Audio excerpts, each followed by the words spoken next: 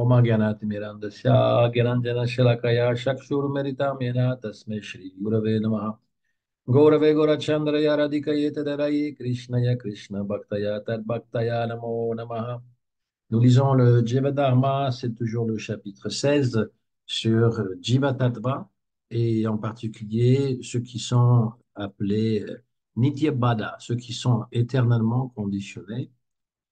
Alors, on a vu la subtilité en fait du jiva qui n'appartient pas à la matière, qui n'appartient pas au monde spirituel, qui est entre les deux et qui est attiré par la Maya Shakti.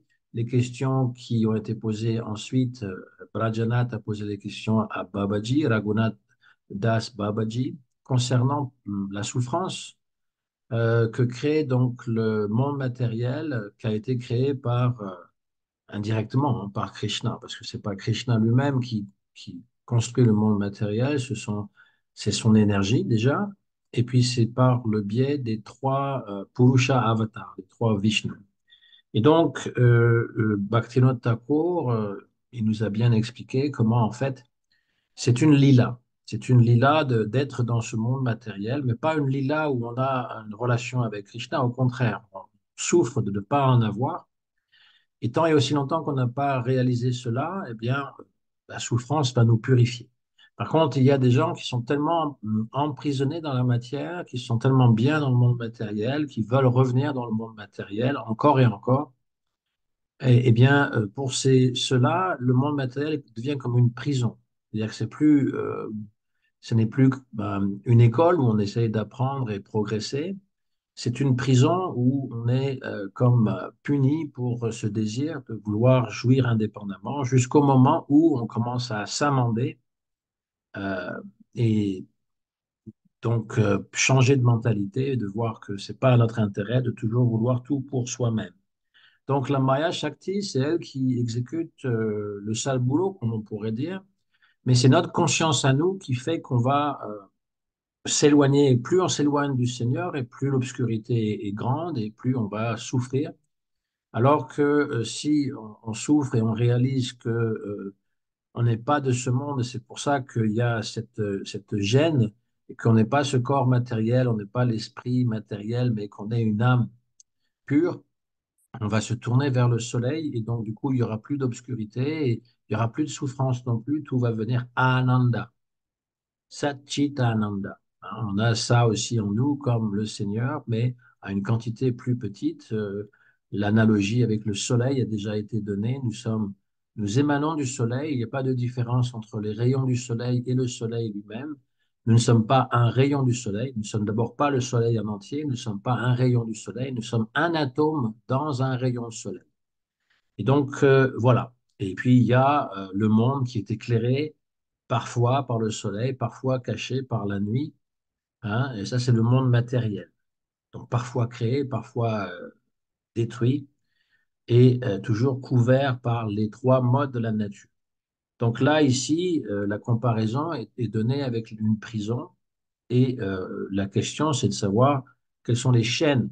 Donc, Babaji va répondre, il y a trois sortes de chaînes, sattvik, rajasique et tamasique. Il y a des chaînes donc, qui sont faites avec de l'or, sattvik, sattva, des chaînes qui sont faites avec de l'argent et des chaînes qui sont faites avec du fer, mais il reste que ce sont des chaînes qui nous lient. Nous ne sommes pas libres.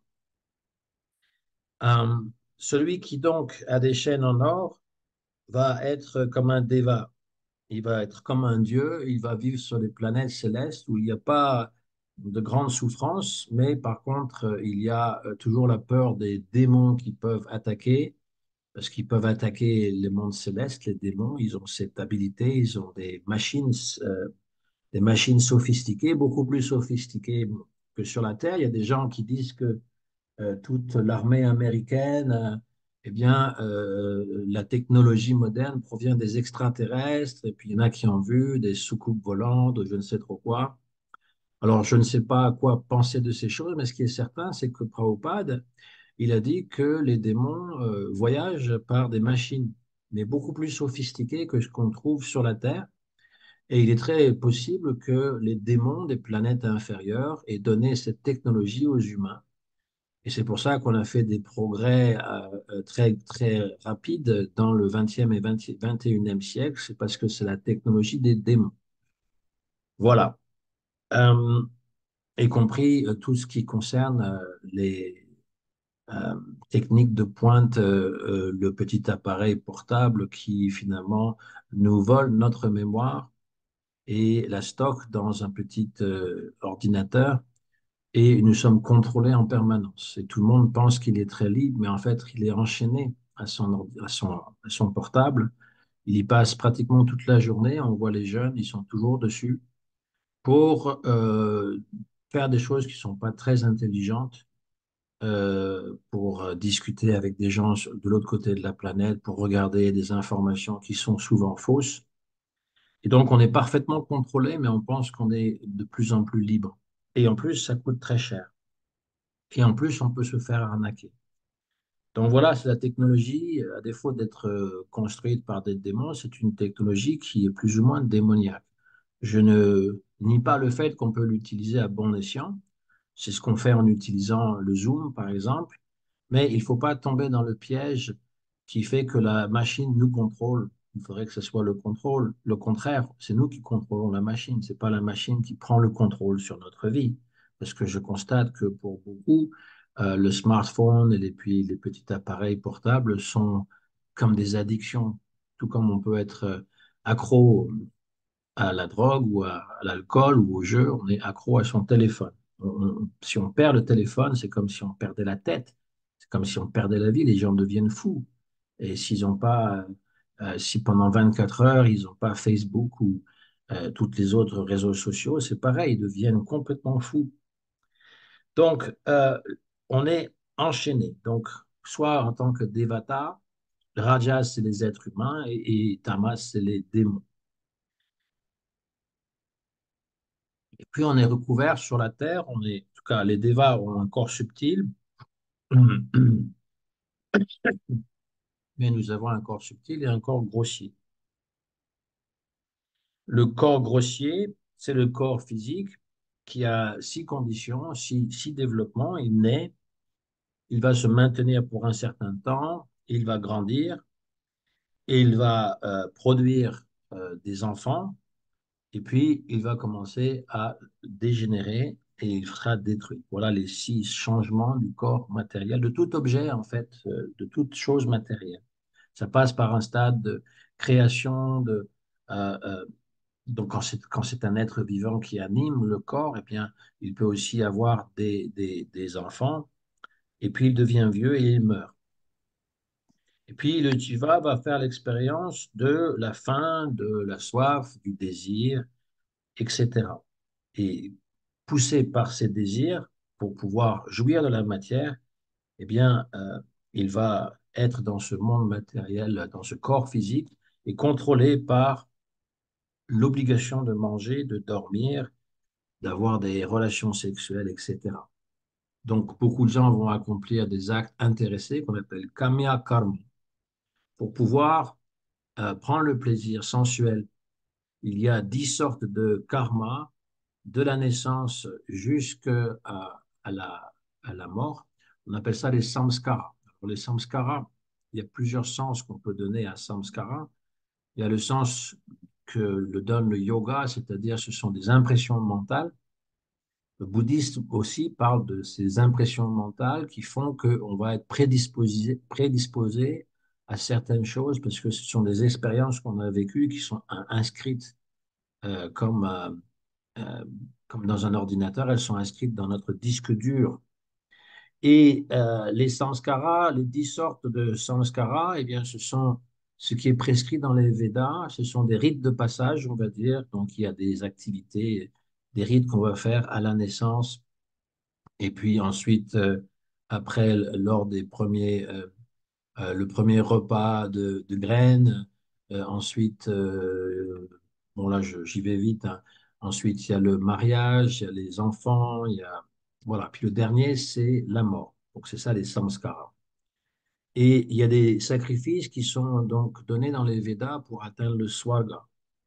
Mais après qu'on ait brûlé toutes nos bonnes activités, on va à Swarga, on va dans le paradis, on doit retourner sur cette terre. C'est mentionné dans les Upanishads, c'est mentionné dans la Bhagavad Gita, hein, Punya Karma. Une fois qu'on a fini l'exhaustion, c'est comme si on avait de l'argent en banque. On met de l'argent en banque, on a un certain capital, hein, tout ce qui est des activités pieuses. Mais lorsqu'on a exaucé le capital, on l'a dépensé, eh bien, on se retrouve à zéro. Ça veut dire que on doit redescendre du paradis. Le paradis n'est pas éternel.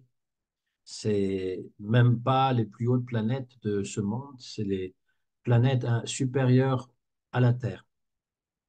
Et on n'est pas obligé d'être un Devata pour toute une vie de Devata. On peut aller à Swargaloka pour 6 minutes ou pour 6 mois ou pour 6 ans ou pour 100 ans.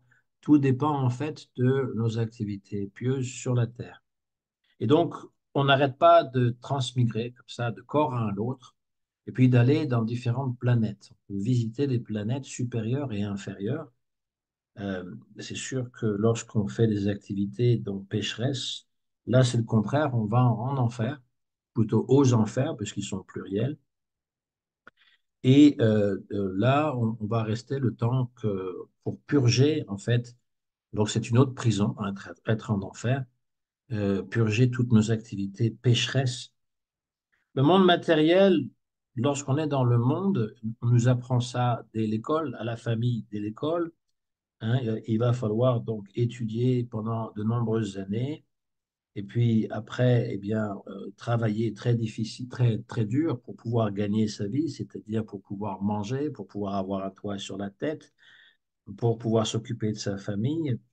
Et donc, l'être humain est prêt à travailler dans des conditions épouvantables, simplement pour survivre. C'est de la survie. Hein. On voit parfois je ne sais pas si vous vous rappelez des grands classiques, Zola, Émile Zola, quand il parle de Germinal, ceux qui travaillent dans les mines de charbon, donc ils travaillent 12 heures par jour, ils avalent toute la poussière de charbon, ils ont les poumons complètement empestés, ils vivent dans des baraques innommables, ils ont vraiment une vie très précaire, ils meurent très jeunes et ils ont une vie très précaire et très misérable, mais ils le font et à coup d'absinthe, c'est-à-dire ce mauvais alcool qui rend gâteux très rapidement, ils essayent d'oublier leur misère et ils ne connaissent rien d'autre.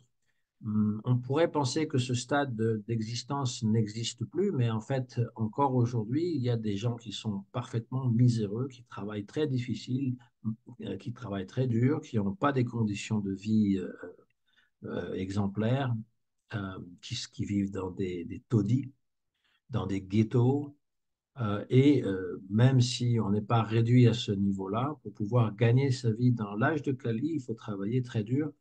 Un salaire ne suffit plus aujourd'hui. Il faut 2 salaires, simplement pour avoir un toit sur la tête. Si vous vivez dans les grandes villes comme Paris, les logements sont hors de prix. On ne peut pas trouver moins que 1500, 2000, 3000 euros simplement pour se loger. Donc, si on a un salaire de 3000 euros, c'est la totalité du salaire qui passe dans le logement. Et encore, quand je dis d'un logement, ce n'est pas le grand luxe. Pour 2000 euros, vous avez 2 pièces et un salon et après, une cuisine et une salle de bain. Donc, c'est travailler très, très, très, très dur pour simplement survivre. Voilà. Puis la nourriture, eh bien, elle n'arrête pas d'augmenter. Personne n'est content. Il y a des grèves tout le temps, il y a des manifestations, parfois réprimées de façon très brutale par la police, comme autrefois, et les choses ne changent pas. Il y a des gens qui s'enrichissent, qui ont des milliards, qui accumulent encore des milliards, et les pauvres n'arrêtent pas de s'appauvrir de plus en plus. C'est le monde matériel. C'est le monde matériel. Alors, c'est pas qu'on ne peut rien faire, mais en fait, on ne peut pas faire grand-chose, à part le déplorer. Ensuite, l'être humain, il est contrôlé par la convoitise, la colère, par toute la luxure, l'illusion, l'intoxication, l'envie, et il s'engage dans toutes sortes d'activités pécheresses. Il va se battre avec les autres, il va argumenter, il va être violent, il va être affligé par les autres, il va voler, il va utiliser la cruauté, il aura un orgueil démesuré et il va encore une fois, essayer de résoudre toutes sortes d'obstacles, de combler les manques, de résoudre les problèmes. Il y a toujours toutes sortes de problèmes. Vous venez d'en résoudre un, il y en a un autre qui arrive. Voilà le monde matériel. Et on essaye tout le temps d'avoir du plaisir et d'éviter la douleur, la souffrance, etc.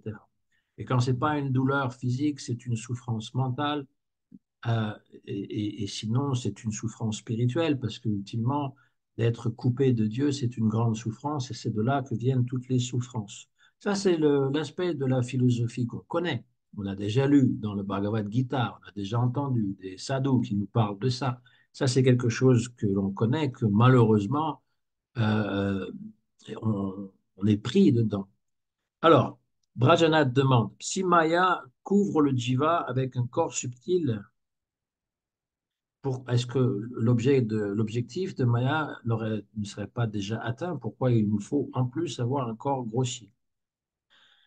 Babaji répond que le jiva, il a besoin d'un corps subtil, mais ça suffit pas. Il faut aussi un corps grossier pour accomplir des actions. Euh, et c'est les désirs et l'action qui fait qu'on obtient tel ou tel corps, le karma. Brajanath dit, comment le karma et le résultat sont-ils liés? Le karma mimamsa, la fameuse philosophie du karma en Inde, dit que le Seigneur est imaginaire et seule l'action de l'être humain compte, et qu'il y a un principe qu'on appelle apurva, euh, nouveau, ou encore parfois c'est adrishta, c'est invisible, quelque chose qui est sans précédent. Et ça se manifeste quand une action est accomplie. C'est cette apurva ou adrishta qui donne le résultat de l'action que l'on a accomplie. Voilà ce que le karma mimamsa dit. D'ailleurs, Krishna prêche le karma mimamsa à à son père Nanda Maharaj, lorsqu'il voit qu'ils sont engagés à offrir un sacrifice, des offrandes au déva Indra. Et il lui dit, mais les devas, ils n'ont pas besoin d'être servis parce que la nature va automatiquement donner ce qui est prévu. Et si vous agissez, vous faites votre devoir de Vaishya, le karma, c'est lui qui va donner le résultat. C'est-à-dire que le karma est suprême. Dans la karma mimamsa, les dieux, s'ils existent, eh bien, ils sont les serviteurs du karma, ils sont obligés de vous donner les résultats. Ils ne servent pas, c'est pas eux qui finalement vont sanctionner les résultats. Alors, Babaji dit que les karmas mimamsaka, ceux qui suivent le karma mimamsa, d'après les Védas, ne comprennent pas le but suprême de la connaissance védique. D'ailleurs, ils n'étudient pas les Upanishads, la Bhagavad Gita. En tout cas, s'ils les lisent, c'est pas du tout dans la même euh, mentalité que nous, parce que eux, ils ne s'intéressent qu'au karma. À la rigueur, karma yoga, mais ça va pas plus loin. Et donc, pour eux, le karma, c'est d'abord le sacrifice. Donc, karma ne veut pas toujours dire quelque chose de négatif. Karma, ça vient de la racine sanskrit kru, qui veut dire faire. Donc, celui qui est l'acteur, celui qui agit, s'appelle karta ou krita, et l'action elle-même s'appelle karma. Donc, le karma, c'est l'action. Le karma, c'est aussi la réaction des actions. Voilà, c'est pour ça que des fois, on a cette confusion. Krishna, dans la Bhagavad Gita, quand il parle du karma, il ne parle pas de l'action pécheresse, karma. Il ne parle pas non plus des résultats de l'action, il parle de l'action védique, du karma mimamsa. Parce que c'est très, très puissant en Inde. Hein. Et il existe encore des gens qui croient au karma mimamsa, mais à l'époque de Chaitanya Mahaprabhu, c'était toujours très fort. Les brahmanes, ils ne font que du karma kanda. Et ils vont pas utiliser, donc ils vont pas essayer de comprendre pourquoi on est là, d'où on vient, pourquoi on doit souffrir, essayer de comprendre la philosophie des Upanishads et de la Bhagavad Gita qui nous dit qu'on est une âme spirituelle et qu'on doit se libérer de ce monde matériel par le dhyana ou par le yoga ou par la bhakti. C'est ce que les Upanishads et la Bhagavad Gita, c'est le Srimad Bhagavatam, concluent toujours. Ce sont les trois voies qui sont recommandées. Le Karma Yoga doit conduire au Bhakti Yoga. Et Jnana Yoga et Bhakti Yoga sont souvent donnés en parallèle. Donc, ils n'acceptent pas la conclusion des Védas, qui sont les Vedanta, la fin du Veda, qui sont les Upanishads, la Bhagavad Gita, les Brahma Sutras. Les Védas disent Dwa Suparna Sayuja Sakaya Samanam Briksham Parisha Svashate Tayor Anya Pipalam Svadhyati Anashnam Anyo Bishakshakashi. Sur un arbre, il y a deux oiseaux. Un est le jiva qui est conditionné, l'autre est un ami qui représente le Seigneur. On nous dit bien euh, Anyo, l'autre, hein, ils sont Sayuja Sakaya, des amis intimes, et il y en a un qui est Anisham, qui n'est pas Isha, qui n'est pas le Seigneur. Donc c'est le jiva. Le Seigneur, le jiva qui est conditionné, va goûter les fruits de l'arbre. Et le Seigneur, lui, ne mange d'aucun fruit, mais l'observe. Donc ça, c'est un verset qu'on trouve déjà dans le Rig Veda, l'un des plus anciens textes de l'Inde, mais on le retrouve aussi dans les Upanishads, dans la Shweta Upanishad et une autre Upanishad. On le retrouve aussi dans le Srimad Bhagavatam, parce que le Srimad Bhagavatam va prendre plusieurs versets des Upanishads. Et c'est une métaphore. L'arbre, c'est un arbre. L'arbre, c'est le corps matériel qui comparait parfois à un arbre. Et les deux oiseaux, c'est l'atma et le paramatma. L'atma mange des fruits de l'arbre, c'est-à-dire à travers les sens du corps, il va jouir des plaisirs, hein, de la vue, du goûter, d'écouter la belle musique, etc. Et Paramatma, lui, il ne fait rien de tout ça, il va simplement observer, il attend que l'Atma se tourne vers lui pour le voir et voir qu'en fait, Atma et Paramatma sont liés. Ils sont deux amis.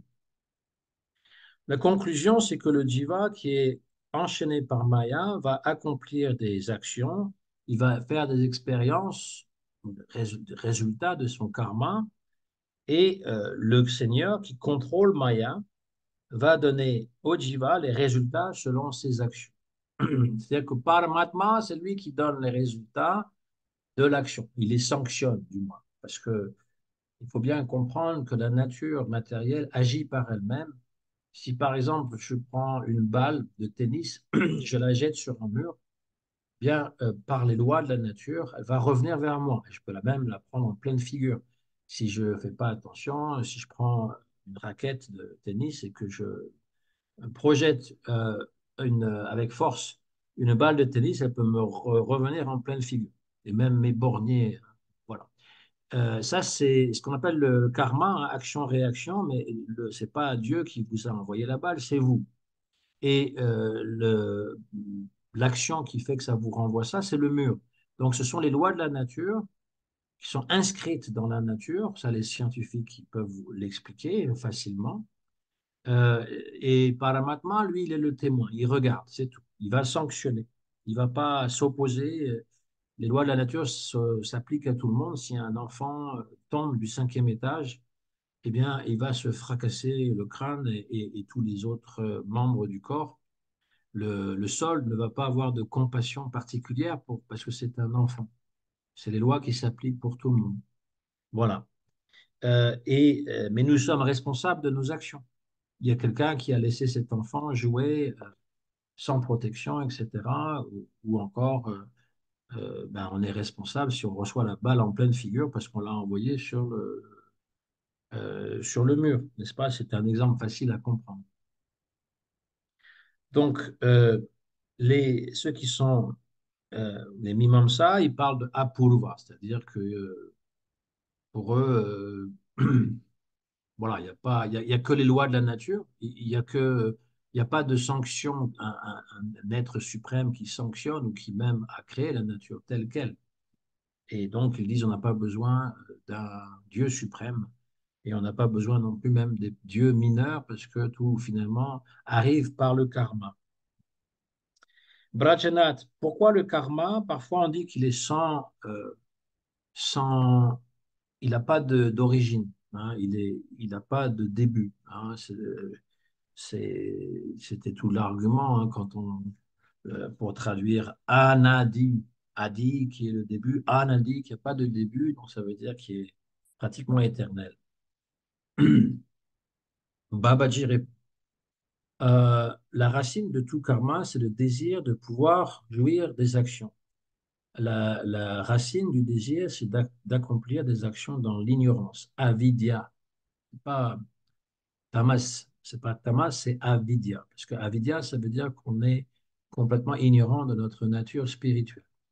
Donc moi, j'aime bien parler de l'ignorance métaphysique, c'est-à-dire qu'on est inconnaissant de la nature réelle de toute chose. Voilà. Et on pense que le corps est notre identité et que tout est régi par la matière. On n'a aucune conscience qu'il y a un esprit supérieur et même un esprit, une âme qui anime le corps. L'avidya, donc l'ignorance métaphysique, fait qu'on oublie qu'on est un serviteur de Krishna. On veut toujours servir ses sens, mais en fait, on est serviteur de Krishna. Cette ignorance ne commence pas dans le temps matériel. La racine du jiva, de son karma, ça commence avant de descendre dans le monde matériel, dans la ligne de démarcation qu'on appelle Tatashta. Tatashta Shakti, c'est en dehors du karma, on désire rentrer dans le monde matériel pour jouir de ses sens, et donc ça n'a pas d'origine dans le temps, puisque c'est avant d'entrer dans le monde qui est régi par le temps et par l'espace. Brajanath, est-ce que Maya est différente de l'ignorance? Babaji, Maya est la Shakti de Krishna. Par cette Shakti, il a créé le monde matériel. C'est Maya, finalement, qui est créatrice. Elle n'est pas juste, mais on va voir aussi, elle a cet aspect aussi de nous recouvrir. Avec l'intention de purifier les jivas qui sont contre, qui sont euh, rebelles contre le Seigneur, il met cette Maya Shakti en action. Maya a deux fonctions, l'ignorance et Pradhan. Alors, si je veux parler la langue du Vedanta, Vedanta, c'est la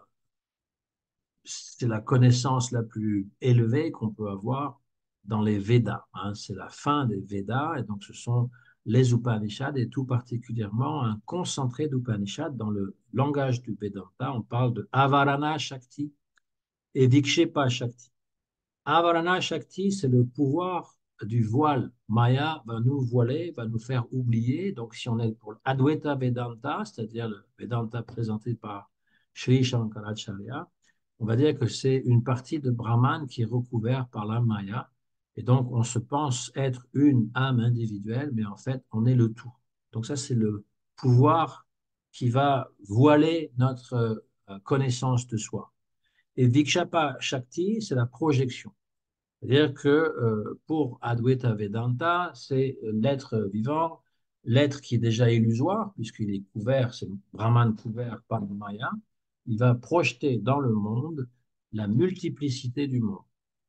Donc ça, c'est ce qu'il appelle Pradhan. Bhaktivinoda Thakur, Maya, deux fonctions, l'ignorance et Pradhan. Pour la compréhension Vaishnava, le Brahman ne peut pas être recouvert par Maya parce qu'il est Brahman, mais l'être vivant, lui, va être recouvert par cette Maya, il va en oublier sa fonction éternelle, qui est de servir Krishna, et qui est d'être Satchitananda, c'est-à-dire éternel, toujours conscient et plein de joie. C'est notre nature, mais on l'a oublié. Et Vikshepa Shakti, c'est la création du monde matériel, ça n'a rien à voir avec la projection de notre mental, c'est quelque chose d'extérieur à nous, c'est la Shakti qu'on appelle Pradhan. Donc, à partir de Pradhan va venir tous les éléments. Vous connaissez ça dans le Sankhya, c'est exposé juste un peu après. Donc, euh, l'ignorance fonctionne en relation avec le jiva, comme je viens de l'expliquer, il voit le jiva, Pradhan est en relation avec la matière.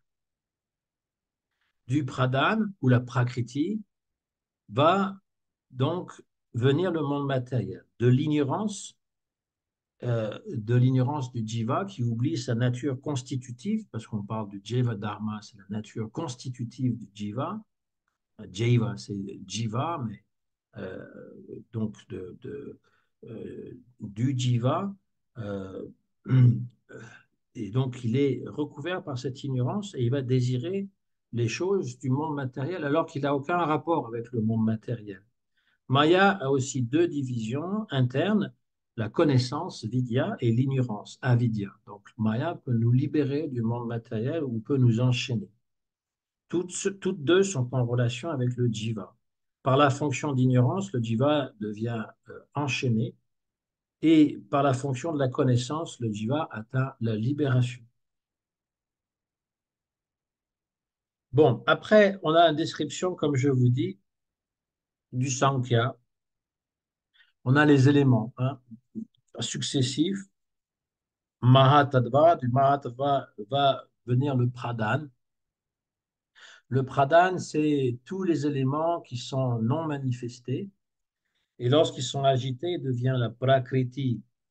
Et la première chose qui sort de la Prakriti, c'est Ahankara, c'est-à-dire le faux ego. Et puis, il va ensuite avoir l'éther. L'éther va se transformer, devenir l'air. La transformation de l'air devient le feu. Alors, on parle plus des éléments comme ça. C'est pas un paquet d'éléments qui apparaît comme ça. C'est le Shakti. C'est une Shakti. Et ça va se transformer du subtil en grossier. Donc, il y a d'abord tout ce qui est subtil, et puis ensuite, on a les, la matière qui va se manifester. La terre, c'est tout ce qui est solide. Le feu, c'est tout ce qui est igné. Et puis l'eau, c'est tout ce qui est liquide. Voilà, c'est comme ça qu'on doit le comprendre. Je ne vous donne pas toute la liste, vous l'avez à plusieurs reprises dans la Bhagavad Gita, dans le Srimad Bhagavatam, plusieurs fois. La liste du Sankhya. Ça, c'est la création du monde matériel. Voilà, de quoi il est fait. Hein. Donc, il y a les cinq éléments grossiers, comme je l'ai dit, la terre, l'eau, le feu, l'éther. Voilà, ce sont ce qu'on retrouve partout, mais il ne faut pas le comprendre comme des éléments. Il y a un paquet de terre ici, un paquet d'eau. Non, ce sont tous, comme je dis, tout ce qui est solide, tout ce qui est liquide, tout ce qui est éthéré, etc. Donc, ça fait partie de ces cinq éléments grossiers et les éléments subtils. Voilà.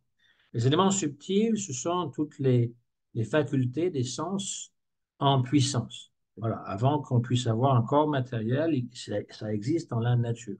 Donc, les cinq éléments grossiers, les cinq tanmatras et les 10 sens sont le corps physique grossier.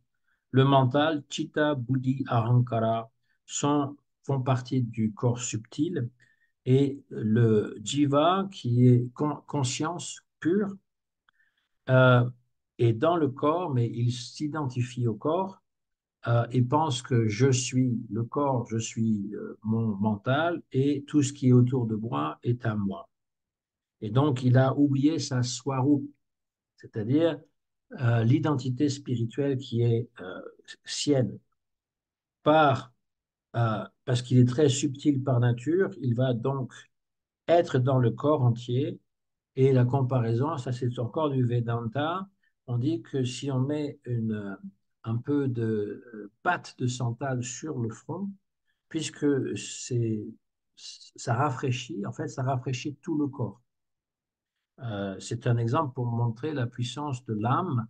Elle est dans le cœur, elle est tout petite, mais elle va donner la conscience à tout le corps. Quand on dit la conscience, ça veut dire que je ressens ma main, je peux ressentir le plaisir euh, du toucher, mais je peux aussi avoir du déplaisir, avoir de la douleur. Et donc, la conscience, elle est partout présente. Les matérialistes parlent du cerveau, ils pensent que tout est dans le cerveau, mais le cerveau n'est qu'un ordinateur. Hein. Il va imprimer, il va exprimer tout ce qui finalement vient de l'âme. L'âme est consciente, l'âme est vivante, l'âme,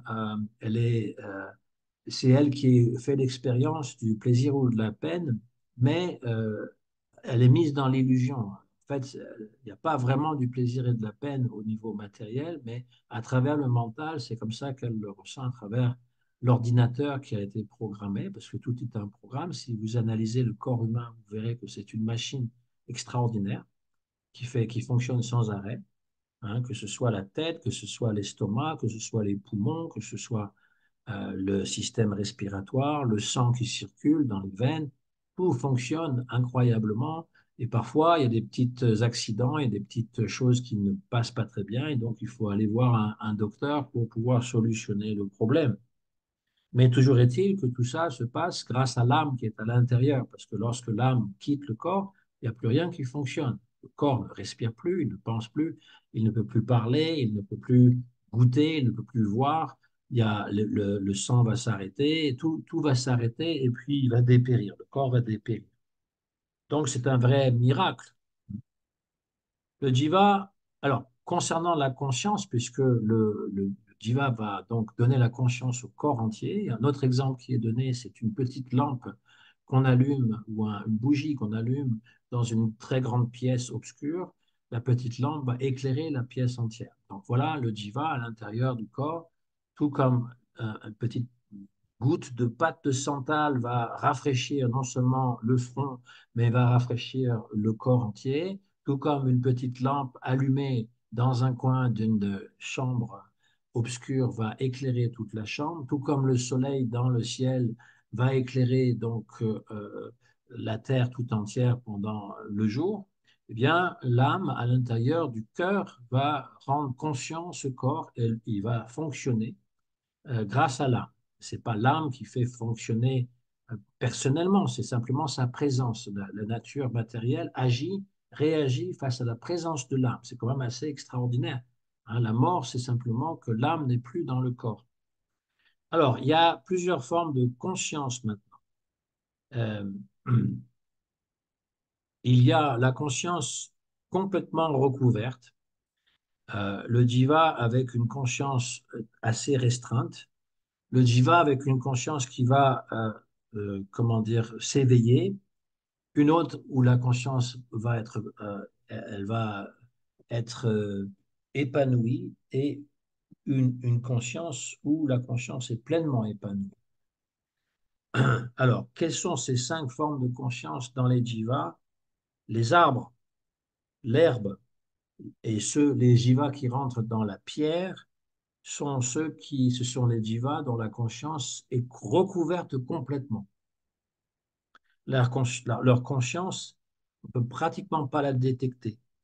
Ils ont tellement oublié leur relation avec Krishna qu'ils sont complètement absorbés dans les gunas, dans la matière. Et ils ne montrent aucun signe de conscience. Une trace de ce qu'ils ont été avant reste par le fait qu'ils vont avoir six transformations. Les transformations qu'on a décrites tout à l'heure, on se maintient pour un certain temps, on grandit, on a, comment dire, l'arbre, il peut aussi faire des enfants par les glands, par les graines qui vont tomber. Et ensuite, l'arbre, même s'il peut vivre très longtemps, va dépérir et mourir. Voilà. Donc c'est toujours la présence de l'âme qui fait que cet arbre, ou même de l'herbe, va aller à travers ces six transformations. Et ça, c'est l'état le plus bas qu'on peut avoir sur la Terre, en tout cas. Le divin, c'est l'état le plus bas qu'on peut avoir, l'état minéral, l'état végétal. Et si on examine les histoires dans les Puranas, on voit qu'il y a des êtres vivants qui ont été transformés en arbres. On connaît l'histoire, par exemple, des 7 arbres gigantesques dans le sud de l'Inde qui ont été délivrés par Ramachandra. Et puis les Yamala Arjuna aussi délivrés par Krishna, ces 2 grands arbres qui étaient à Gokula et qui étaient autrefois des dieux et qui ont été maudits par Narada Muni de prendre naissance comme des arbres. Et donc, ils étaient emprisonnés dans le corps d'un arbre pendant très longtemps parce qu'un arbre peut vivre des centaines d'années, voire des milliers d'années. Il y a des arbres, par exemple, ces arbres géants en Californie, qui sont gigantesques, hein, vraiment gigantesques, hein, et aussi très, très grands, qui ont 3000, 4000 ans. Voilà. Donc, être prisonnier d'un arbre, l'âme prisonnière d'un arbre, elle est vraiment dans l'ignorance complète, parce que sa conscience est complètement recouverte. Et dans une pierre, évidemment, il n'y a pas du tout de conscience.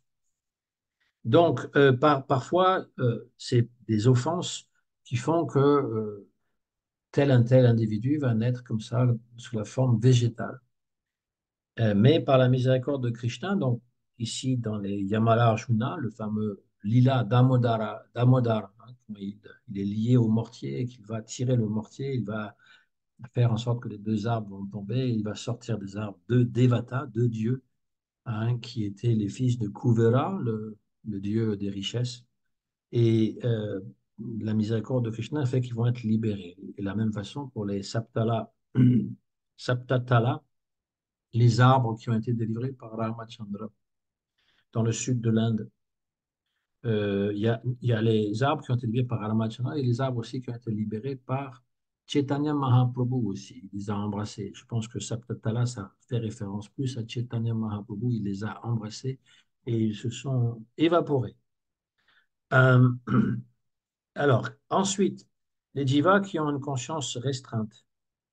Les jivas qui ont une conscience restreinte sont les animaux, les oiseaux, les reptiles, les poissons, les insectes. Leur conscience est recouverte et presque pas détectable. Les jivas avec une conscience restreinte montrent une conscience vraiment à un tout petit degré. Ils peuvent manger, dormir, faire l'expérience de la peur. Vous voyez, les animaux, ils ont peur. Et aller ici et là où leur conduit leur désir. Ils vont se battre entre eux. Vous voyez parfois les chiens, les chats se battre entre eux. Et quand ils voient de l'injustice, ils deviennent en colère. Ils n'ont pas de conscience de la vie après la mort. Et dans l'intelligence des singes, on voit une petite capacité de délibérer avec un intellect supérieur. Donc, les matérialistes, qui sont aussi stupides que des animaux, ils n'arrêtent pas de dire que les chimpanzés, je ne sais pas quelle autre espèce de singes, sont très évolués, sont très intelligents, presque autant qu'un intelligent, presque autant qu'un être humain, en tout cas certainement presque autant qu'eux. Parce qu'un un singe, malgré la capacité qu'il a de... Parce qu'il a quatre mains, donc il peut saisir des objets, malgré sa capacité d'utiliser des outils pour parvenir à ses fins et d'imiter certaines choses que font les humains, il n'a pas l'intelligence développée d'un être humain. Mais c'est certes, c'est vrai que certains êtres humains n'ont pas une conscience très élevée non plus. C'est pour ça qu'ils sont tellement fascinés par les singes et qu'ils disent qu'on descend des singes parce qu'ils ne sont pas plus intelligents que des singes. Je ne dis pas ça méchamment. C'est un fait. C'est un fait que si on ne prend pas au sérieux notre vie humaine, eh bien, on peut se dégrader à nouveau au niveau des animaux.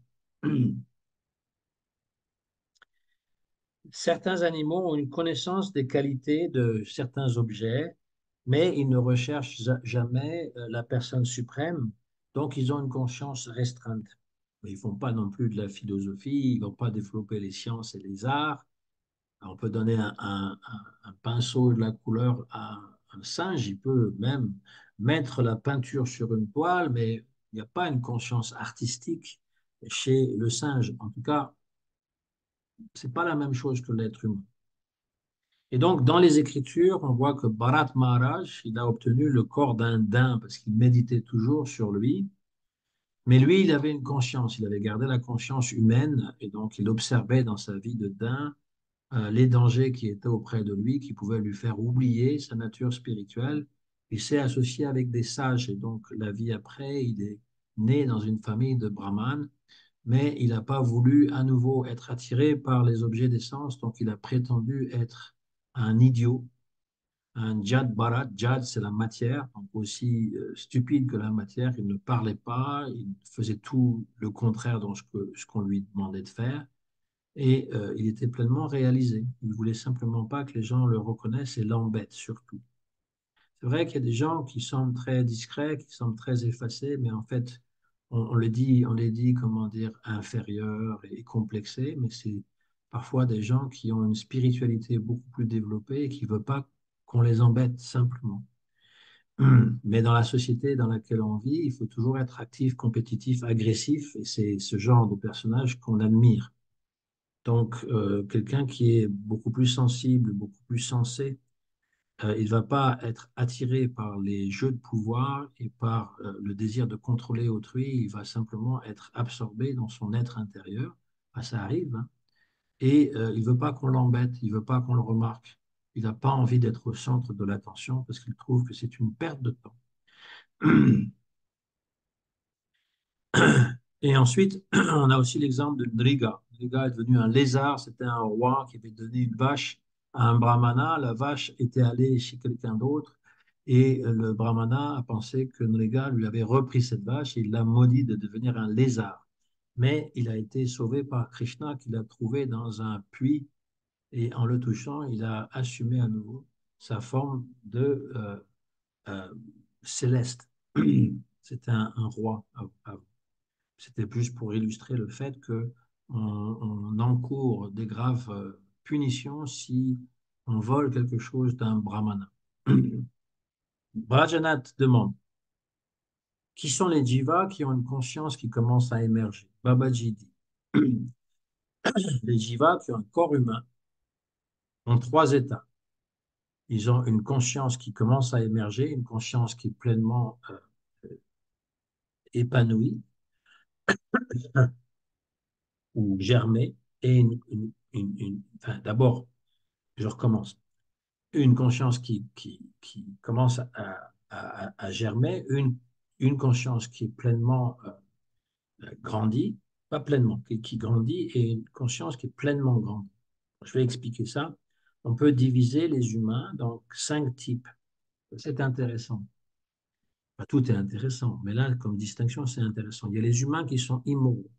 Il y a les athées qui ont de la morale. Hein, il y a des athées qui ont des valeurs, qui tiennent à leurs valeurs et qui sont parfois plus pieux que les croyants. Donc, je recommence. Il y a les humains qui n'ont pas de morale, qui sont immoraux, les athées qui ont de la morale, les théistes avec la morale, les dévots qui pratiquent une sadhana et les dévots qui ont atteint Bhava Bhakti. Cinq types, cinq sortes de personnes.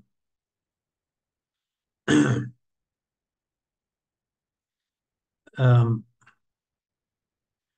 à cause de l'ignorance ou à cause de la distorsion de leur connaissance, un être humain devient athée. Il ne croit pas en Dieu. Euh, il peut ou non être moral, ou non. Il peut donc avoir une moralité ou non, celui qui est athée. Quand un être humain développe un peu de foi au Seigneur et à la moralité, il devient un théiste, c'est-à-dire un croyant, mais qui est aussi qui agit moralement. Bien. Ceux qui sont inclinés à la sadhana bhakti suivent les Écritures et sont les dévots qui suivent une sadhana. Ceux qui ont développé raga, c'est-à-dire un goût très fort, à un tout petit degré, pour le Seigneur, sont dans la bhava bhakti. L'être humain immoral et l'athée qui est qui suit une sorte de moralité, qui est bon, on va dire, ont une conscience qui commence à germer. Les humains qui sont des croyants, des théistes, et qui ont en plus un code de valeurs qui suivent le bien, euh, et qui sont, en plus, qui sont absorbés dans la sadhana bhakti, eh bien, ont une conscience qui s'est épanouie. Et ceux qui ont développé raga, pour un tout petit degré, ceux sont devenus, qui ont atteint bhava bhakti, eh bien, ont une conscience pleinement développée. Voilà, je sais pas. Là, je traduis simultanément, c'est pour ça que les termes sont peut-être pas aussi précis, mais vous comprenez qu'il y a différentes sortes de conscience, hein. Il y a ceux qui sont qui n'ont pas de morale, les bandits, les voyous, etc. Et ceux qui sont athées, mais qui ont une morale, et ça, leur conscience déjà a commencé à germer, même ceux qui sont immoraux, vous voyez. Et puis, il y a les êtres humains qui croient en Dieu, qui ont des principes et qui suivent la sadhana bhakti. Alors, il manque peut-être dans cette liste ceux qui sont croyants, qui pratiquent la sadhana bhakti, mais qui parfois sont immoraux, parce que ça existe aussi. Donc, c'est pas dans cette liste, mais ça existe. Et je dirais que ceux qui sont des humains, qui croient en Dieu, qui pratiquent une sadhana, mais qui n'ont pas, comment dire, des principes très, enfin, ils tiennent pas trop à leurs principes ou ils les suivent pas trop, eh bien, ils ont une conscience qui vient de germer aussi, pas pleinement développée. Et parce qu'il faut avoir les deux. C'est-à-dire qu'un moral. Alors, il y a aussi l'autre quelque chose qui manque, c'est les êtres moraux. Oui, on a parlé, qui sont athées. Oui, ils suivent, ils sont parfois mieux que certains croyants, les humanistes par exemple, mais ils ne croient pas en Dieu. Voilà. Et donc, ça, c'est tous dans le stade de, on commence, la conscience, elle s'est développée un petit peu plus que les animaux. Alors évidemment, l'athée immoral, il est vraiment dans une condition assez inférieure. Et la Bhava Bhakti, donc, pleinement développée. Brajanath, combien de temps un Bhava Bhakta est attaché à Maya, Babaji? Je donnerai cette réponse en considérant les 7 versets qui vont venir. La nuit vient de tomber, retourne chez toi. Et donc, Rajanath va retourner à sa maison en gambergeant à tout ce qu'il vient d'entendre, en réfléchissant à tout ce qu'il vient d'entendre. Et c'est la fin du chapitre 16. Voilà. Donc ça, c'était tout ce qui se concerne la dernière fois, les 2 dernières fois et aujourd'hui, le chapitre 15 et 16 qui traitait sur le jiva qui est conditionné par la matière, le jiva qui est dans Maya, qui est recouvert par le corps physique et le corps subtil et qui a oublié sa relation spirituelle. Alors maintenant, c'est le temps des questions, si vous en avez, ou des commentaires. Oui, bonsoir. Oui, j'ai une question au sujet du karma, parce que j'ai entendu lors de différentes classes que les enfants, normalement, ils n'avaient pas de karma. Pourtant, il y a des enfants qui meurent, voilà, tous les jours. Là, c'est ça Pourquoi qui... ils n'auraient pas de karma? Ils n'en ont pas encore fait dans cette vie. Ils n'ont peut-être pas encore fait des mauvaises actions, mais ils ont leur karma de la vie passée. Ah, d'accord. Donc, ils peuvent... C'est pour ça qu'ils ont une réaction, alors qu'ils peuvent subir. Malheureusement, c'est comme ça. Le Mm. monde matériel est un monde qui est cruel quand on regarde finalement de ce point de vue-là, la mort des enfants ou la maladie des enfants, c'est quelque chose de terrible. Et on se demande pourquoi Dieu a permis ça. Voilà. Ou Mais alors, est-ce que c'est quand eux, ils font quelque chose de mal, alors que peut-être qu'il n'y a non, et c'est dans la vie passée. dans la vie passée, d'accord. C'est dans une vie passée, oui. D'accord. Mais c'est pas quelque chose qu'il faut leur dire, ni à eux, ni à leurs parents, Bien parce que sûr. c'est très cruel. Mais en fait, l'explication très mathématique, très terre à terre, c'est que si on doit souffrir, même en tant qu'adulte, souvent c'est des actions passées, donc ça peut être des actions dans cette vie, mais les maladies, les accidents, c'est souvent des choses qui ont été commises dans une vie passée. D'accord. Très bien. Ouais. Mm. C'est les athées racontent souvent, on a Dostoïevski, mais lui était quand même croyant, mais il y a aussi, je vois sa figure, mais je ne me rappelle plus le nom, Camus, Albert Camus, qui dit, je refuse de croire en un Dieu qui fait souffrir un seul de ses enfants.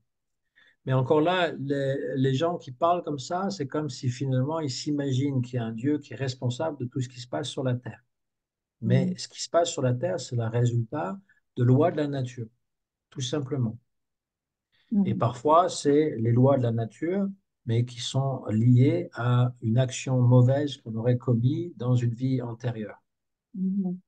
Pareil pour le bon karma, celui qui naît dans une famille très riche, qui a une bonne éducation, il a fait des activités dans sa vie passée qui méritaient d'obtenir toutes les richesses, etc. Voilà. Mhm. Mhm. D'accord. Hare Krishna, j'ai Ouais. un petit commentaire. C'est un jour, c'est Albert Einstein qui était à la faculté, je crois que dans l'école encore, J'ai parlé ça ce matin, c'est et drôle. son professeur. Ah ouais, t'as parlé de ça. Il est son Vas-y, professeur raconte, qui raconte, essayait, raconte. Ouais. son professeur qui essayait de démontrer que Dieu n'existait pas parce qu'il laisse souffrir les gens, il laisse souffrir les enfants. Et Albert Einstein, il a répondu bah, qu'en fait, c'est comme la souffrance, c'est un peu comme l'ombre. Elle n'a pas d'existence par elle-même. Elle n'existe que parce qu'on se sépare de la lumière. Tu vois? Oui, il va par une série de propositions par rapport au froid. Est-ce que le froid Ouais, existe? Est-ce que aussi. Ouais, l'obscurité existe? Et voilà. Et il ouais, démontre qu'en fait, rien de tout ça n'existe parce que c'est le contraire finalement. Ben, le froid, ouais, c'est l'absence de chaleur et l'obscurité, l'absence de lumière. Donc le mal, c'est l'absence aussi de Dieu, en fait. de Dieu. Ouais, Ouais. ouais, C'est ce ouais. que Prabhupada dit aussi. Oui, D'ailleurs. bien sûr. Mm, mm. Bien sûr, le karma, ça semble très cruel, hein, parce qu'on se dit, mais pourquoi je mérite ça? Et surtout, en plus, on l'a oublié. On a oublié ce qu'on a fait dans une vie passée. Donc, c'est très cruel. En même temps, ça explique beaucoup de choses. C'est pour nous. C'est pas dire à quelqu'un qui souffre, ah oui, c'est ton karma, tu viens de perdre ta femme, c'est ton karma. On ne dit pas des choses pareilles. Mais c'est pour nous, c'est pour notre compréhension. Et quand il nous arrive des choses, c'est de comprendre que voilà.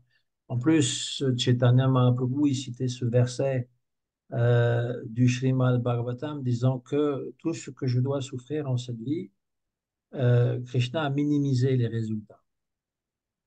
Parce que la complexité du karma, c'est que même lorsqu'on pratique la bhakti, ça détruit tout le karma futur, tout le karma présent, mais pas le karma qui a fait qu'on a pris naissance dans tel corps, dans tel pays, et même les hérédités qu'on peut avoir. Ça s'appelle prarabdha karma. Et donc, il faut accepter que Krishna a minimisé. Par exemple, vous conduisez sur l'autoroute, vous avez un pneu qui crève, vous vous arrêtez, vous le changez. Eh bien, le dévot qui penserait, ben voilà, si on n'est pas dans une conscience spirituelle, on va pester, on va dire encore un truc, ça s'arrête jamais.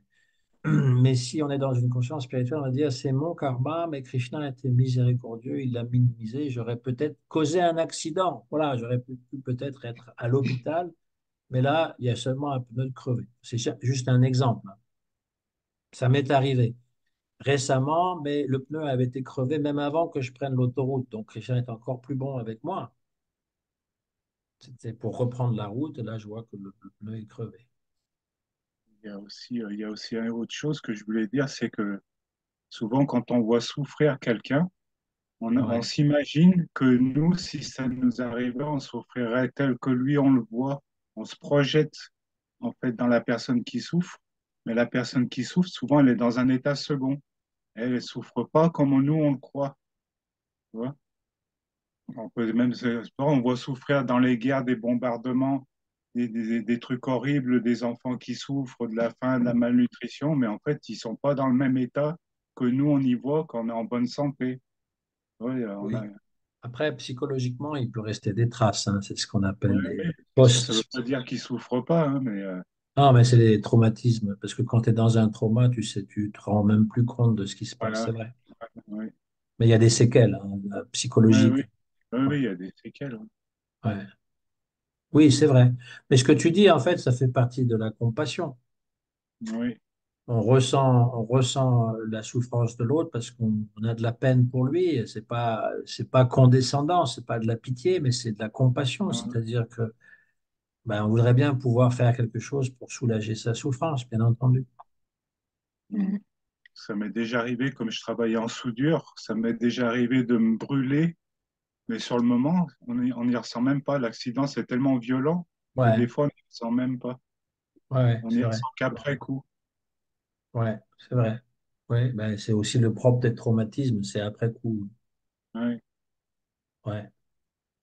Mais je pense que toute cette sécurité, c'est Je par pense, la grâce de voilà, je Krishna. pense que c'est une aide de Krishna, Mm, comme ça. Alors, oui, parfois c'est difficile à comprendre quand on voit les choses extrêmes, mais le truc c'est que on peut avoir la compassion, c'est quelque chose de bien, et si on peut faire quelque chose, c'est encore mieux. Mais il ne faut pas être absorbé non plus par toutes les souffrances du monde. Oui, Ça, c'est mm, un autre travers de notre société que de nous mettre que des mauvaises nouvelles, et les gens s'abreuvent de ça. Moi, je leur dis souvent, éteignez la télévision, arrêtez de regarder les réseaux sociaux, vous allez voir que le monde va beaucoup mieux que vous pensez. oui, Parce que toutes ces choses-là, elles nourrissent de négativité et finalement, on n'est jamais heureux et on ne se concentre pas sur l'essentiel qui est de relier notre lien avec la personne suprême. On est juste absorbé par toute la négativité et parfois la négativité qui nous vient de l'autre côté de la planète à laquelle on s'identifie complètement alors qu'on ne peut rien faire pour la changer. Et la meilleure chose parfois à faire, c'est simplement de s'en éloigner. Je ne dis pas que quand il y a un malheureux sur la route qui vient de tomber, vous n'allez pas essayer de le relever. C'est pas ce que je suis en train de dire, mais sur les guerres qui se passent à droite, à gauche, on n'a vraiment aucune influence. mm. Ouais. Pas nous qui allons arrêter la guerre, hein. Il faut arrêter de s'illusionner, hein. Par contre, on va avoir la guerre à l'intérieur de notre tête en permanence. Moi, je le vois, hein. Je vois les gens qui sont devant moi, ils sont toujours absorbés dans les mauvaises nouvelles. Et je leur dis très souvent, arrêtez de regarder les mauvaises nouvelles. Le monde, en fait, ne va pas si mal. Charlie Chaplin disait, je l'ai peut-être dit la dernière fois, que le monde, lorsqu'on le voit de proche, est une tragédie. Mais lorsqu'on s'éloigne, c'est une comédie. Ça devient comique. C'est un peu comme un tableau. Si vous regardez trop près le tableau, il y a plein d'imperfections. On a l'impression que c'est mal fait. Mais si on s'éloigne, on voit que les imperfections, elles aident finalement à mettre du relief, par exemple. On a mis un peu d'ombre pour faire ressortir la lumière, etc. Et donc, parfois, on est trop collé aux problèmes, à nos problèmes déjà, parce que la même chose vaut pour nos problèmes. Lorsqu'on a un problème et qu'on y pense 24 heures sur 24 et qu'on l'agrandit par notre anxiété, ça nous rend encore plus malheureux. Et au lieu d'être concentré sur une méditation spirituelle, on est complètement absorbé par les problèmes du monde. oui, Et quand c'est les problèmes des autres qui se passent, des gens qu'on ne connaît pas, mais qu'on nous abreuve toujours de toutes sortes de mauvaises nouvelles, on se pollue encore plus le mental, on devient très pessimiste et on n'est jamais heureux. Et finalement, on n'a jamais le temps de pratiquer la bhakti. C'est pas qu'il faut devenir insensible, mais il faut développer une espèce de discernement. Qu'est-ce qui est utile pour moi ou qu'est-ce qui n'est pas utile pour moi? Il y a des choses qui vont pas du tout m'aider dans ma bhakti. Et si c'est pour me déprimer, si c'est pour me faire sentir coupable, si c'est pour être toujours triste, c'est des choses qui sont pas du tout, qui m'aident pas. Mm. Et il Ça faut fait avoir partie le du discernement. Sharanagati. Hein? Ça fait Pardon? partie du Sharanagati aussi, ce que Ben, il y tu a dis. ça aussi, il y a le fait qu'il faut se soumettre à la volonté de Dieu, mais la volonté de Dieu, voyez-vous, c'est pas d'être aussi négatif que ça, parce que les gens mettent toute la misère qu'ils peuvent entendre dans une boîte et pensent que finalement c'est ça que Dieu a voulu. Non, il n'a pas voulu ça. Il y a des tragédies qui se passent, il y a des tragédies qui sont causées par l'être humain, puis il y a les tragédies de la nature, il y a des tragédies de toutes sortes. Mais Mm. tant et aussi longtemps que nous ne sommes pas au plein cœur de la tragédie, on n'est pas obligé de souffrir avec tout le monde. C'est pas un bon usage de la compassion.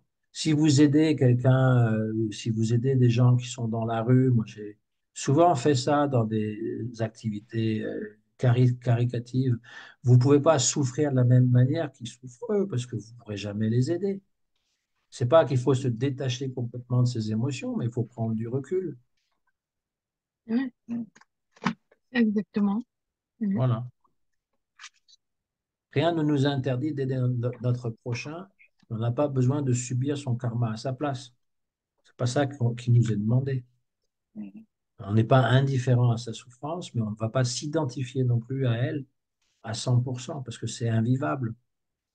Ouais. C'est-à-dire qu'il y a une différence entre être indifférent à ce que vit l'autre et à se détacher. Moi, les gens qui sont pénibles, parfois, j'essaie de mentalement couper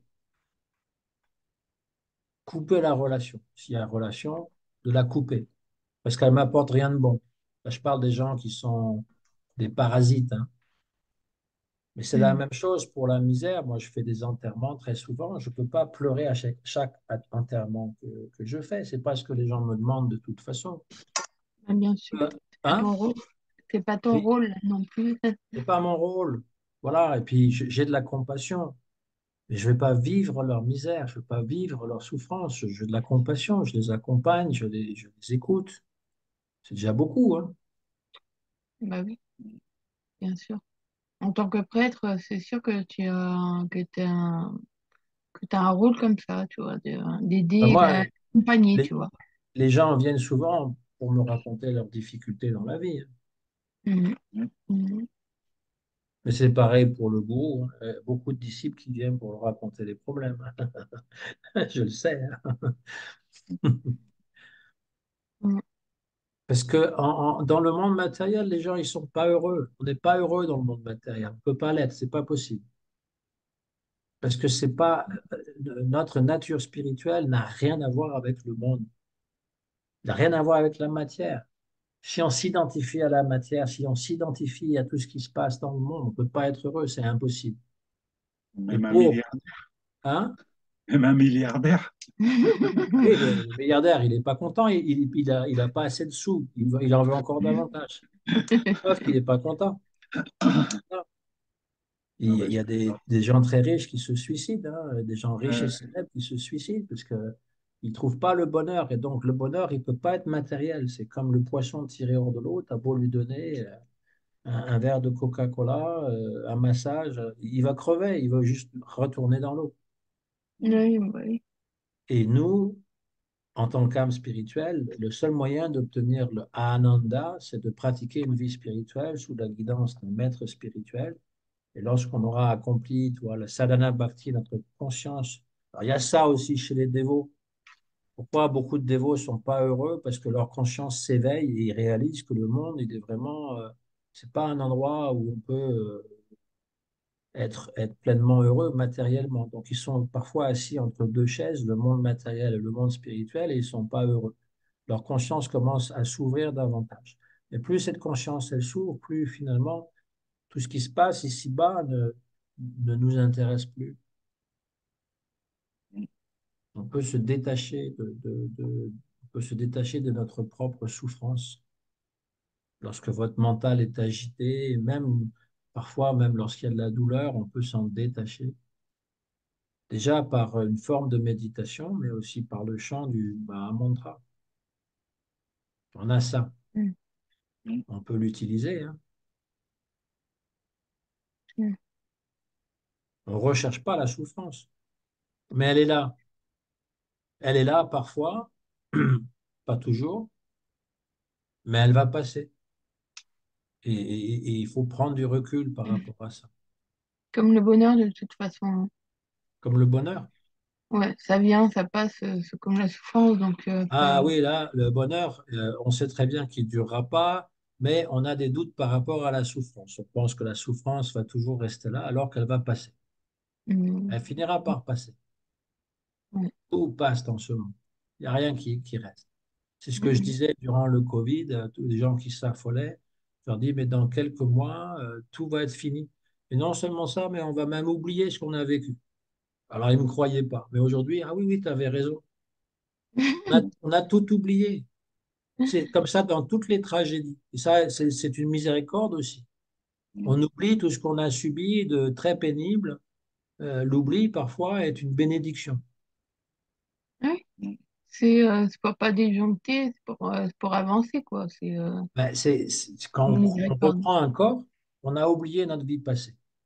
Mm. Donc les athées, ils nous disent c'est la preuve que la réincarnation, ça n'existe pas parce qu'on ne se rappelle absolument rien de notre vie passée. Mais en fait, ce qui est expliqué par les acharyas, c'est que si on se rappelait de toutes les souffrances ou de toutes les jouissances qu'on a eues, imaginez que la vie passée, vous étiez le premier ministre et maintenant vous travaillez dans une usine. vous allez souffrir d'autant plus. Si on devait se rappeler de tout ce qu'on a vécu déjà dans cette vie, c'est déjà difficile de se rappeler de tout avec sourire. Mais imaginez dans les vies passées, si on devait tout se rappeler, on deviendrait fou. Donc Krishna, il met tout à zéro, il met les compteurs à zéro. Il y a toujours le karma qu'on doit subir, mais il n'y a pas que du mauvais karma. Alors il y a des gens qui ont que du mauvais karma, ils sont infortunés. Il y a des gens qui ont un meilleur karma que les autres, mais ils vont quand même souffrir parce que le monde matériel veut dire la décrépitude, la maladie, la mort, donc on souffre.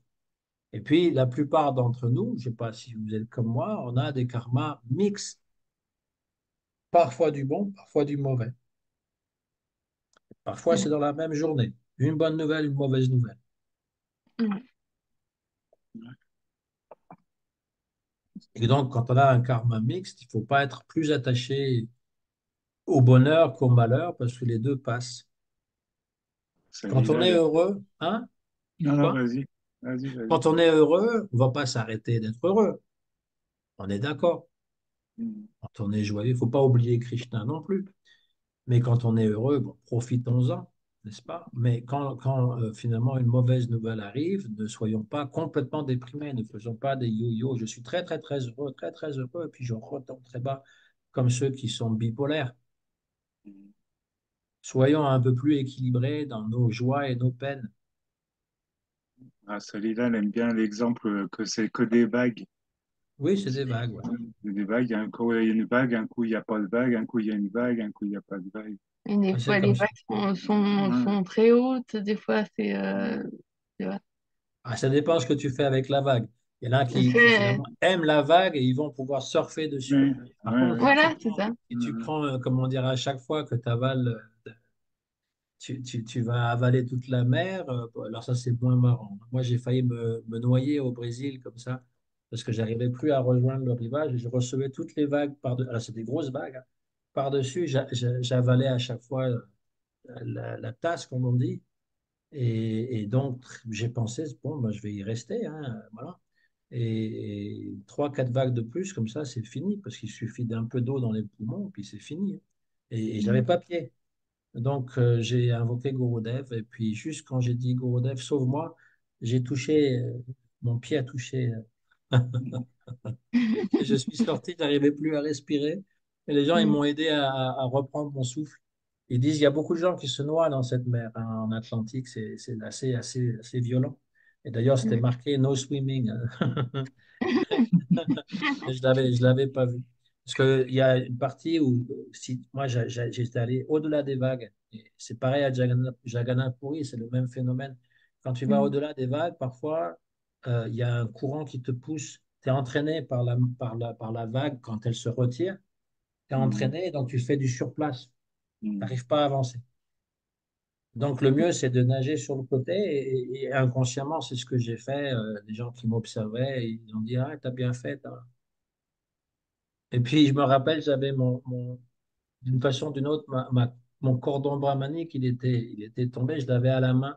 Et puis, il y a quelqu'un qui me dit, ah, t'as gardé ton gris-gris. C'est ça qui t'a sauvé. Et puis, inconsciemment, c'est ce qui s'est passé parce que j'ai invoqué Gurudev. Bah, c'est Donc, aussi, voilà. il y a une image que Gurdjieff il prend aussi, c'est que le monde matériel, c'est comme un grand courant. Tu vois, une rivière avec un grand courant, tu vois. Ça ne sert à rien d'aller contre courant, on va se fatiguer et tout. Le meilleur qu'il faut, c'est de nager euh, en biais C'est ça, en bien, c'est ça. pour rejoindre l'autre rive. Puis après, c'est Ouais. tout un processus qui disait de comment faire. C'est extrêmement inspirant. Ouais. Ouais. Voilà, ça, c'est les images du monde matériel. Il nous arrive des choses. Donc, Ouais. bon, personne n'a envie de mourir, de souffrir, de vieillir, bien sûr, c'est sûr. Mhm. Mais c'est le corps matériel. On a cette science, cette connaissance que de dire que c'est pas un mois que ça arrive.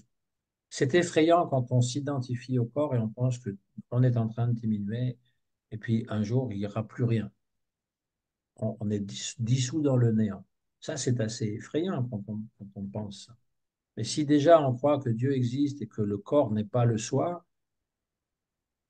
c'est pas qu'on va pas avoir peur, mais il y a quand même on est quand même rassuré. Et pour Ouais. peu qu'il y ait des dévots qui viennent nous voir, des dévots bien portants qui viennent nous voir et qui ont de la compassion pour nous, simplement en venant nous voir, ça va aussi rapporter aussi quelque chose d'autre. Voilà, c'est ça que je veux dire. On n'est pas tout seul. Mhm. Ça ça se passe bien, quoi. Nous, on a accompagné des héros jusqu'à la fin. C'est toujours triste parce que des fois, ils sont pas si vieux que ça, hein. Mais en même temps, ils ont été chanceux, ils sont morts, ils ont entendu le Maha de Prabhupada. Voilà. Mhm. Et on a amené les cendres à Vrindavan, fait une cérémonie.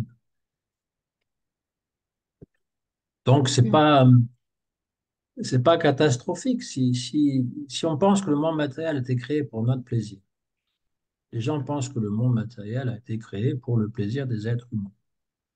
Et que là, après, on reproche à Dieu, pourquoi tu as fait un monde comme ça où je ne peux pas avoir tous les plaisirs que je veux et que ce que j'aime m'est enlevé et je vais être détruit et ne plus exister et être dans le néant. Ben, c'est un peu contradictoire parce que quand on dit qu'on va être dans le néant, c'est qu'on nie l'existence d'un Dieu qui est la source de la vie, n'est-ce pas? Donc, on ne peut pas accuser Dieu du monde matériel, on est dans le monde matériel. Il faut simplement s'accrocher, je veux dire, au doti enfin, symboliquement, de notre gourou qui va nous libérer du samsara. Mhm. Il y a Oui. beaucoup de choses dans la vie qui nous font peur. Toutes les choses nouvelles, les opérations, euh, prendre la première fois un avion, enfin, il y a plein de choses qui nous effraient et finalement on y arrive. Et donc la mort aussi, c'est un passage. On est effrayé parce qu'on ne sait pas ce qui se passe après, mais si on a la connaissance et qu'on a pleinement confiance en Krishna, eh bien, ça se passe bien, notre passage à l'autre vie, soit un autre corps, mais dans une conscience supérieure. Donc, quand on a une conscience supérieure, on est moins effrayé par le monde matériel parce que ça aussi, ça joue. Moins la conscience est développée, plus on est sujet à nos émotions négatives, comme la peur, comme la tristesse, comme la colère. Et quand on a une conscience plus développée, eh bien, les choses nous affectent beaucoup moins et on a plus confiance en soi-même et dans la vie. Et donc, on affronte les difficultés du monde, de la vie, avec beaucoup plus de sérénité. Et donc, du coup, on souffre moins. Parce que 80% de notre souffrance, elle est mentale. Même quand ça va bien, on trouve des raisons pour ne pas être bien. C'est toujours cette espèce de voix interne qui nous condamne, qui nous rend coupables, qui fait qu'on ne se sent pas bien avec soi-même. Et ce sont tous les samskaras qu'on a vécus, qu'on a accumulés. Les samskaras, c'est-à-dire les impressions mentales. Donc, 80% de notre souffrance, elle est mentale. La semaine prochaine, on voit le diva libéré, éternellement libéré. Alors lui, D'accord. il a encore moins de problèmes que nous. Il en a même jamais. Ah, bah ouais. Ah, Peut-être qu'un jour, ce sera notre cas, hein. Mais oui, sûrement. Ouais. Sûrement parce que si vous avez bien écouté, on est dans la catégorie des gens qui ont une conscience éclairée, déjà développée. Pas pleinement, mais déjà développée. Donc, parmi les 5 types de conscience, celle qui est complètement couverte, celle qui est très restreinte, et puis ensuite celle qui commence donc à se développer, on est dans la 4e étape. C'est quand même pas mal. bah C'est-à-dire oui. que notre conscience, maintenant, elle est assez éveillée pour savoir que le monde matériel, il est comme ça, le karma, ça me fait faire ça ou ça me fait subir ça, et la solution, c'est de m'absorber plus dans la bhakti. Et une fois qu'on aura atteint, donc, raga, nuga, bhakti, bhava, bhakti, eh bien, notre conscience sera pleinement réveillée. Ce qu'on appelle l'éveil. Si on compare ça au sommeil, tu as ceux qui sont complètement endormis dans un sommeil profond, ils dorment comme une souche, la souche d'un arbre. Il y a ceux qui sont un petit peu dans un sommeil léger. Il y a ceux qui commencent à se réveiller un petit peu. Ça, c'est la majorité des êtres humains. Et puis, il y a ceux qui se réveillent, mais ils ne sont pas encore en pleine forme, pleinement éveillés, n'est-ce pas? Donc, bien sûr qu'un jour, ça nous arrivera. Krishna n'est pas là pour nous punir. Il est là pour nous conduire vers la lumière et surtout vers une relation avec lui, d'amour. C'est ça qu'il veut. C'est ça qu'il vient chercher dans ce monde. Il vient chercher qui est le jiva qui est prêt maintenant à avoir une relation avec nous. Lorsqu'on a développé Bhava Bhakti, pour développer après Prema Bhakti, on va prendre naissance dans un univers où Krishna a ses divertissements. Prabhupada le marque à plusieurs endroits dans ses livres. Et on va prendre naissance et on aura une relation personnelle avec Krishna. Et Mhm. ensuite, d'abord, on peut aller d'abord Chaitanya Mahaprabhu, ensuite Krishna et après Goloka Vrindavan. Et on ne revient plus dans ce monde matériel, à moins que on soit mandaté par une mission et on descend en pleine conscience. On n'oublie pas notre identité spirituelle et on va aider les autres pour se libérer de ce monde matériel. C'est ce que fait le gourou. Le gourou, il vient d'en haut pour libérer les âmes conditionnées. Ça arrive qu'il y ait des gourous qui sont sadhana bhakta, qui sont arrivés au but. Mais en règle générale, on va toujours voir son gourou comme un être éternellement libéré. Donc, ça nous arrivera, bien sûr. On va se réveiller complètement. On n'est pas, on n'est pas endormi. On est déjà éveillé. La Mhm. Bhagavad Gita dit, les gens éveillés agissent quand les gens dorment, les autres dorment. Et quand eux, ils sont éveillés pour leurs activités matérielles, nous, on dort parce que ça ne nous intéresse pas. Et même au niveau de la journée, quand on se réveille tôt, on se réveille alors que tout le monde dort. Et quand tout le monde fait la fête, nous, on va dormir. Ouais, c'est vrai. Voilà. Donc on vit à l'encontre des lois du monde, enfin pas des lois, mais des mœurs et des coutumes du monde. Et c'est la seule façon finalement de s'échapper de ce monde. Parce que sinon on va toujours dire, mais non, viens faire la fête avec nous, etc. Aller aux petites heures du matin, se réveiller complètement bitumé, etc. Mais oh, on a passé vraiment du bon temps hier soir. Mais non, c'est pas vrai. Tout ce qu'on a fait, c'est boire et c'est danser et c'est voilà, mais c'est pas la vie humaine, ça, on peut pas. Bon, ça, c'est Ouais. surtout les jeunes qui font ça, mais ce que je veux dire, même quand on est vieux, l'âge de la vieillesse, ça devrait être passé à la méditation et à chanter, parce que les petits vieux, ils arrivent à plus rien faire. Moi, ma mère, elle est allongée sur un lit toute la journée. Elle bouge pas, elle fait rien. Elle regarde le plafond. Si elle avait fait de la méditation, elle pourrait faire de la méditation. Si elle avait appris à chanter Hare Krishna, elle pourrait chanter toute la journée. Mais non.